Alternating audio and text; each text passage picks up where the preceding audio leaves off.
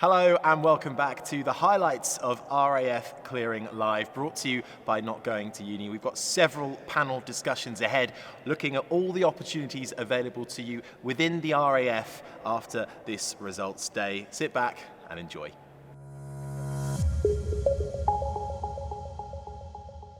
Firstly, happy results day. I hope it's gone all right. If it hasn't, do not worry, that is what we are here for. And today we're teaming up with the RAF to talk all about opportunities that might be available to you within the RAF, with a series of panel talks throughout the afternoon. When you want to join the RAF and you're looking and you're weighing up the differences between maybe what is a university life, a university degree going to offer me compared to a life in the RAF. Obviously, I think a big draw perhaps for university is obviously a degree, but at the same time, perhaps the social life as well. How does that relate to the RAF? Do you still get a bit of a life? So the social life, yes, we've got the junior ranks will have a mess and they'll have what's known as BOP night, so it's disco night, so it's like a nightclub, they have a bar.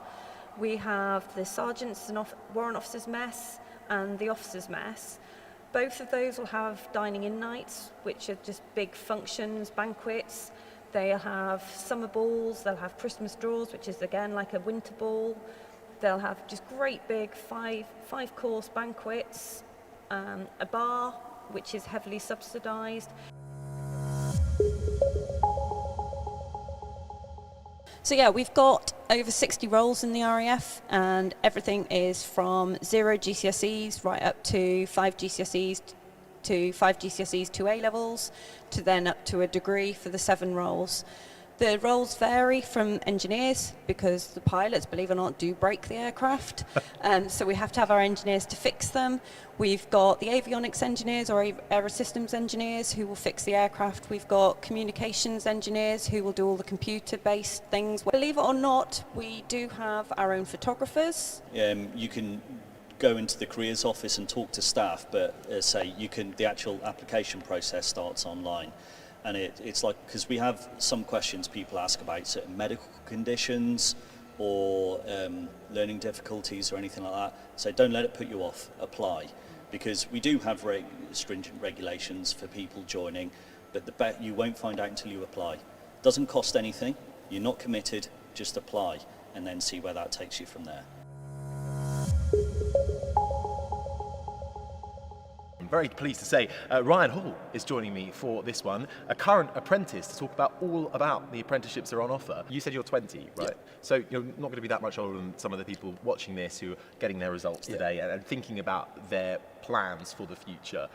What advice would you give, having been in that situation yourself, to somebody going through the same motions as you were? So what I would say is uni's not everything. I think if you want to make money straight away and earn qualifications, I think this is a very good, apprenticeships in general are a very good opportunity. And you can get a degree through working basically in here. It is good. So you can get the qualifications in here, work. I mean, for joining up, I got a £5 bonus for this trade, so that was it's a massive incentive, financial incentive anyway. One thing we'd like to do in these panels so far is be upfront and honest about what it's like joining the RAF. It's not easy. I imagine you've had your challenges along the way. Yeah, definitely. I mean, there's times before joining the RAF, I'd never ironed a shirt. Or, genuinely, I'd never done anything like that. So and it's hard. Yeah. The way that they want us to do it. So I'd never done anything like that before. As a stay-at-home kind of thing and all that, and just to get thrown into it and learn from rock bottom to, I've established just normal skills which I'd need for the future, like ironing, just wash everything. Do you know what I mean? Like typical home skills. I mean, really, I could genuinely. Well, I do live by myself now on the block, so I've got my own room. So I cook myself, do everything myself. Got your own ironing board? Yeah, I have. Yeah, I know it.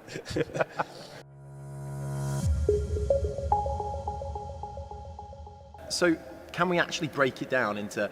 You picked an apprenticeship role. What's the first thing you're going to be asked to do? Is it fairly similar with university or UCAS things? Have you got to write a personal statement? How many rounds are there? Can we go through it step by step in that way? Yeah, of course. So nothing too arduous or anything that requires a personal statement or anything.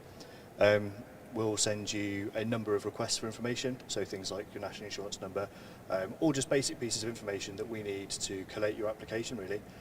Once we've got all of those, we'll invite you into the careers office, give you a bit of a presentation, explain to you the length of the process, what you can expect from the process, how to prepare for different elements of it, including the interview and the fitness test.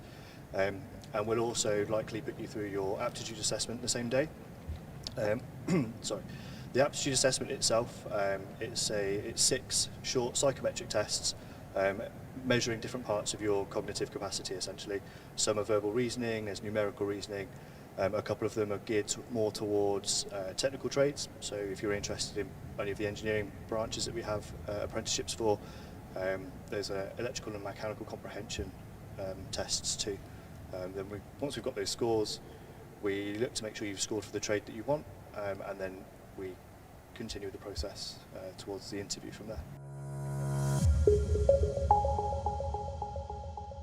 And that just about does it for all of our panel talks here for RAF Clearing Live. We hope you've enjoyed the talks and it's given you a little bit more of an insight into what life could be like if you search for opportunities within the RAF. For more information, head online and search RAF Careers, or you can go to our website, notgoingtouni.co.uk. I've been Harry Benjamin.